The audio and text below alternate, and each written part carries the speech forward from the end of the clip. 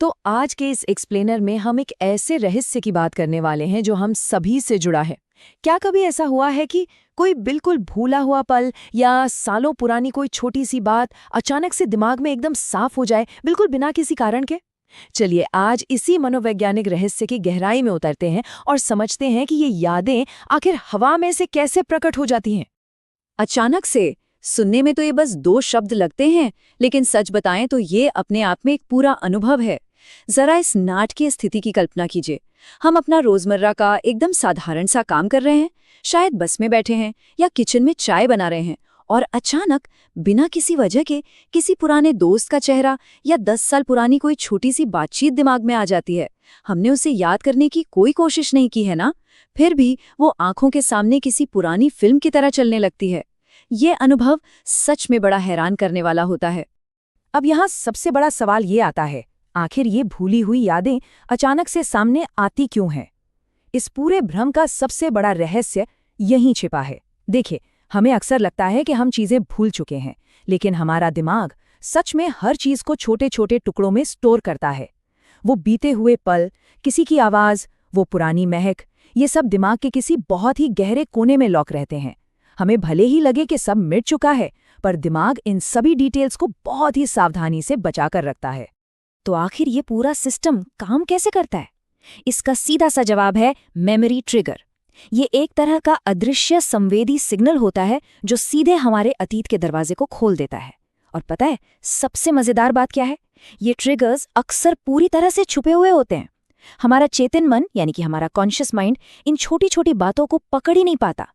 इसे आप एक मास्टर चाबी की तरह समझ लीजिए, जो हमारे नोटिस किए बिना ही दिमाग के किसी पुराने ताले को खोलती है और एकदम से अतीत का एक पन्ना हमारे सामने आ जाता है। अब आप सोच रहे होंगे कि आखिर ये छुपे हुए ट्रिगर्स होते क्या हैं? खैर, ये कुछ भी हो सकते हैं। एक महक, बैकग्राउंड में बज रही कोई आवाज, कोई जगह, या यहाँ तक कि सिर्फ एक गहरा एहसास। ये सच में कमाल है कि कैसे एक छोटा सा सिग्नल पूरी की पूरी कहानी फिर से बुन सकता है। जैसे बारिश होने पर मिट्टी की वो पहली खुशबू जो सीधा हमें बचपन की उन छुट्टियों में ले जाती है, या फिर किसी गुजरती गाड़ी से आती एक पुरानी धुन जो एक पूरे मानसिक आर्काइव को अनलॉक कर देती है। हमारी इंद्रियां ही हमारी यादों की सबसे शक्तिशाली चाबियां हैं।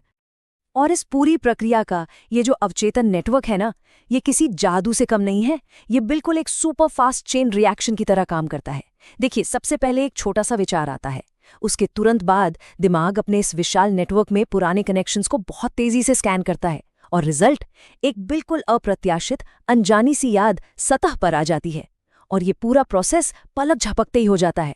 हमारा दिमाग एक बहुत बड़े पजल की तरह है, जहां एक छोटा सा टुकड़ा जुड़ते ही हम एक ऐसी मंजिल पर पहुंच जाते हैं जिसके बारे में हमने सोचा भी नहीं था। यहाँ पर सामान्य यादों और भावनात्मक यादों के बीच का अंतर समझना बहुत जरूरी हो जाता है। जो हमारी रोजमर्रा की सामान्य बातें होती हैं, उन्हें हम बहुत आसानी से भूल जाते हैं।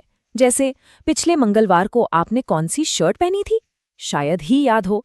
लेकिन जिन अनुभवों में हमारी भावनाएं बहुत गहराई से जुड़ी होती हैं, चाहे वो कोई बहुत ही शर्मनाक पल हो, कोई अत्यधिक खुशी का दिन हो, या कोई गहरा दर्द, उन्हें दिमाग बिल्कुल अलग स्तर पर सहेजता है। जानकारी को प्राथमिकता देने का दिमाग का ये तरीका सच में अद्भुत है। ऐसा इसलिए होता है क्योंकि हमारा दिमाग इन भावनात्मक यादों को महत्वपूर्ण के रूप में टैग कर देता है। क्योंकि इन यादों का मनोवैज्ञानिक वजन इतना ज्यादा होता है, तो दिमाग इन्हें एक वीआईपी ट्रीटमेंट देता है। वो बस ये कहता है कि ये जानकारी बहुत जरूरी है, इसे सबसे ऊपर सुरक्षित रखो। और ठीक इसी कारण से इन भावनात्मक यादों के अचानक और अप्रत्याशित रूप से वापस आने की संभावना कई गुना बढ़ जाती है। सच कहें तो हमारा दिमाग हमारी भावनाओं को एक हाई प्रायोरिटी अलर्ट की तरह ट्रीट करता है। एक और सच में चौंका देने वाला तथ्य ये है कि हमारा दिमाग हमेशा स्कैन कर रहा है। हमें अक्सर लगता है कि जब हम कुछ खास नहीं सोच रहे तो दिमाग शांत है या स्टैंड बाय मोड में है, लेकिन असलियत में ऐसा बिल्कुल नहीं है। हमारा दिमाग एक बेहद सक्रिय जासूस की तरह काम करता है, जो लगातार हमारे पिछले अनुभवों, पैटर्न्स और कनेक्शंस को स्कैन करता रहता है, ताकि वो वर्तमान की घटनाओं को बेहतर ढंग से समझ सके। ये बैकग्राउंड में बिना थके काम करने वाला एक बेहद शक्तिशाली सिस्टम है। तो फिर सवाल वहीं आता है कि ये सब इतना अचानक और रैंडम क्यों लगता है? इसका सीधा सा लॉजिक है कि ये सब कुछ हमारी जागरूकता की सतह के बिल्कुल नीचे हो रहा होता है। वो सारी स्कैनिंग, वो ट्रिगर्स, कनेक्शंस की वो लंबी चेन, हम कभी उन्हें बनते हुए नहीं देख पाते। हमें तो सिर्फ अंतिम परिणाम महसूस होता है, यानी वो याद जो अचानक से सामने आ गई। और बस इसीलिए हमें लगता है कि अरे ये कहाँ से याद आ गया, जबकि सच तो ये है कि दिमाग लगातार हमें वहीं तक ले जाने का काम कर रहा था। और यही बात हमें आज के इस एक्सप्लेनर के सबसे बड़े रहस्योद्घाटन की तरफ ले आती है।